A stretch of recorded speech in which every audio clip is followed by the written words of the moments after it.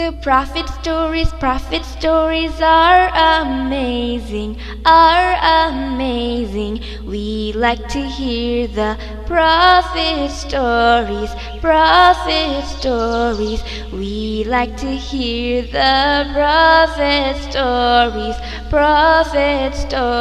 अस्सलामुअलैकुम। वालेकुम अस्सलाम। कैसे हो बच्चों?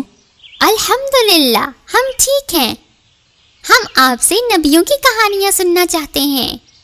माशाअल्लाह, ये तो बहुत अच्छी बात है।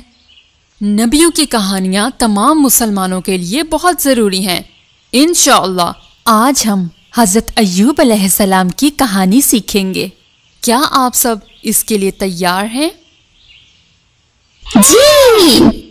तो शुरू करते हैं। बिस्मिल्लाह।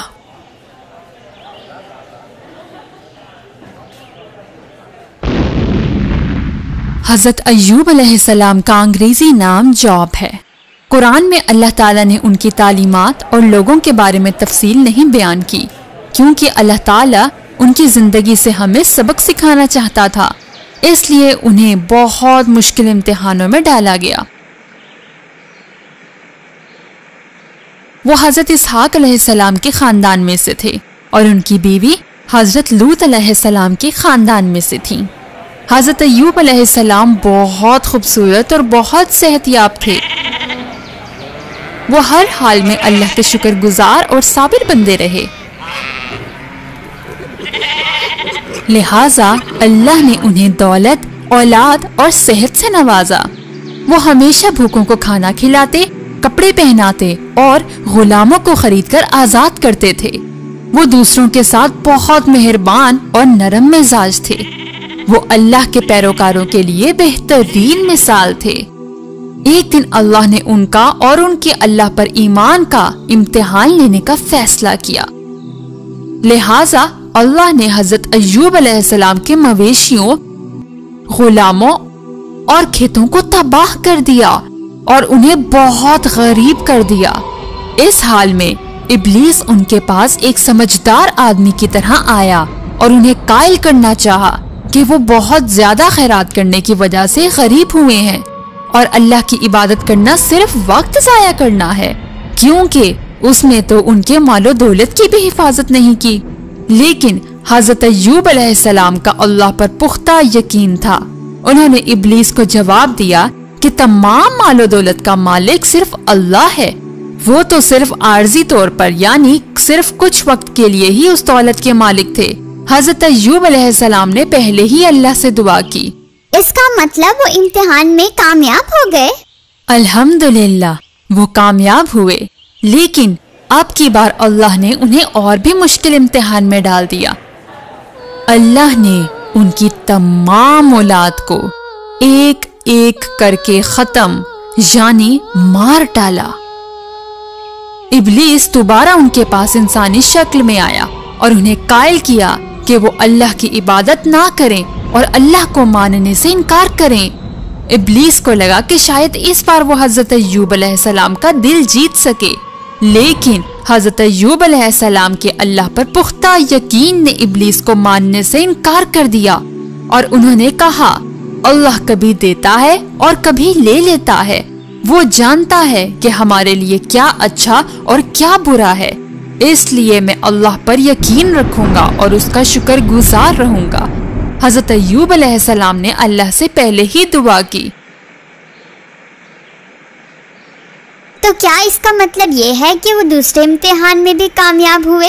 हाँ, अपनी प्यारी औलाद को खो देने के बाद भी वो अल्लाह पर यकीन रखते थे। इसके बाद अल्लाह ने उन्हें और भी मुश्किल इम्तिहान में डाल दिया। अल्लाह ने उनकी सेहत को बहुत ज्यादा खराब कर दिया। उनके पूरे जिस्म को बीमारी से भर दिया। उनकी जिल्द और हड्डियों में शदीद दर्द होती थी, लेकिन उनका पुख्ता यकीन अब भी बरकरार रहा और उन्होंने किसी भी शिकवे के बगैर सब्र किया। वो अल्लाह से अब भी रहम की उम्मीद रखते थे। उनकी हालत इस कदर बिगड़ गई कि उनके अपने करीबी खानदान वाले और दोस्त उन्हें छोड़ के चले गए। صرف ان کی مہربان اور پیار کرنے والی بیوی ان کے پاس رہی۔ وہ بہت مہربان اور ان کا خیال رکھتی تھی۔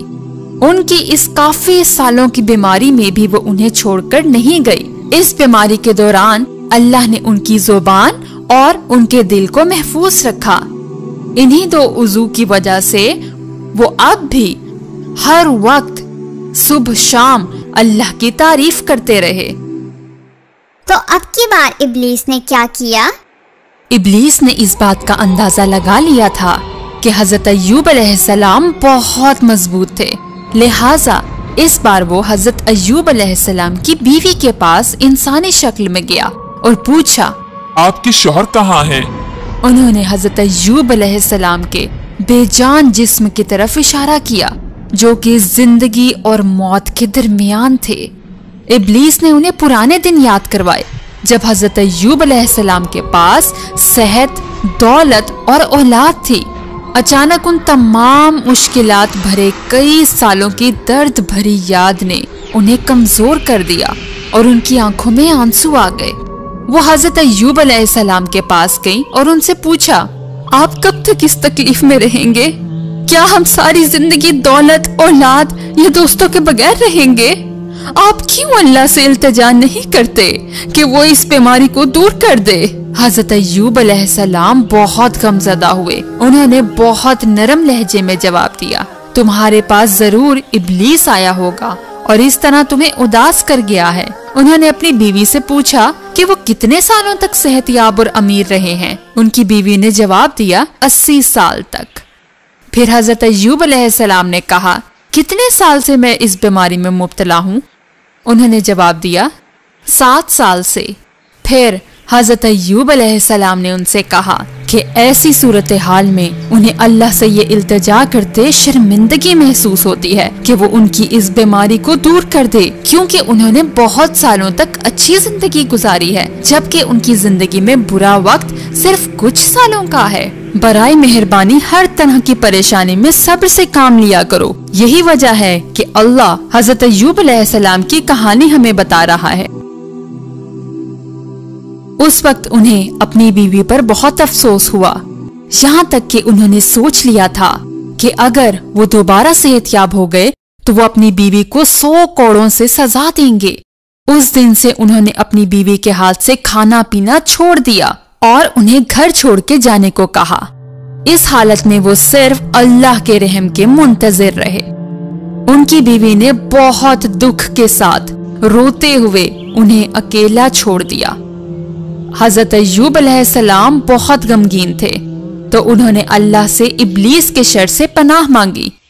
اللہ نے ان کی التجا قبول کر لی اور ان کی بیماری کو دور کر دیا۔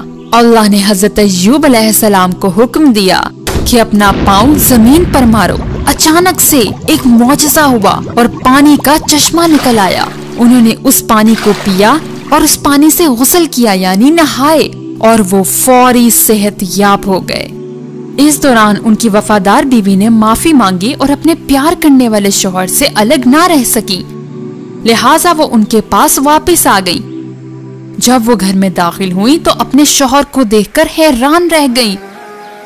وہ دوبارہ صحت یاب ہو گئے تھے۔ ان کی بیوی نے انہیں گلے لگایا اور اللہ سے اس کے رحم کا شکر ادا کیا۔ وہ اپنی بیوی کو دیکھ کر بہت خوش ہوئے، لیکن وہ اپنے اس عہد پر پریشان ہو گئے جو انہوں نے دوبارہ صحت یاب ہونے کے بعد 100 کوڑوں کی سزا دینے کو کہا تھا۔ وہ انہیں تکلیف نہیں دینا چاہتے تھے، لیکن وہ جانتے تھے کہ اگر انہوں نے اپنا وعدہ پورا نہ کیا تو وہ اللہ سے کیا وعدہ توڑنے کا جرم کریں گے۔ وہ اس مسئلے کو حل نہ کر سکے۔ اس مشکل وقت میں رحم دل اللہ نے ان کا مسئلہ حل کیا۔ اللہ نے حضرت ایوب علیہ السلام کو حکم دیا کہ وہ اپنی بیوی کو زیادہ ساری جھاڑیوں کے ایک جھنڈ کے ساتھ ماریں تاکہ انہیں تکلیف نہ ہو۔ اس طرح حضرت ایوب علیہ السلام نے اپنا وعدہ پورا کیا، لہٰذا اللہ نے ان کی اولاد کو دگنا کر کے انہیں نوازا اور ان کی دولت کو زیادہ کر کے انہیں عطا کیا۔ ایک مرتبہ وہ نہا رہے تھے کہ ان کے اوپر سونے کی برسات شروع ہو گئی۔ انہوں نے اپنے کپڑوں میں سونا سمیٹنا شروع کر دیا۔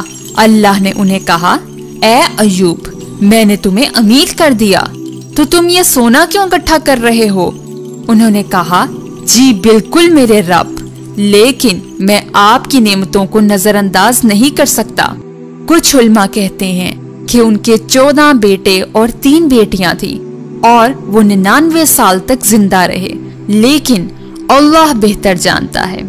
یہاں پر ہماری حضرت ایوب علیہ السلام کی بہترین کہانی کا اختتام ہوتا ہے۔ انشاءاللہ اگلی بار ہم نبیوں کی ایک اور خوبصورت کہانی سے لطف اندوز ہوں گے۔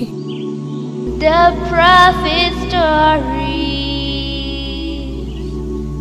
And thank you so much to all of our supporters and donors.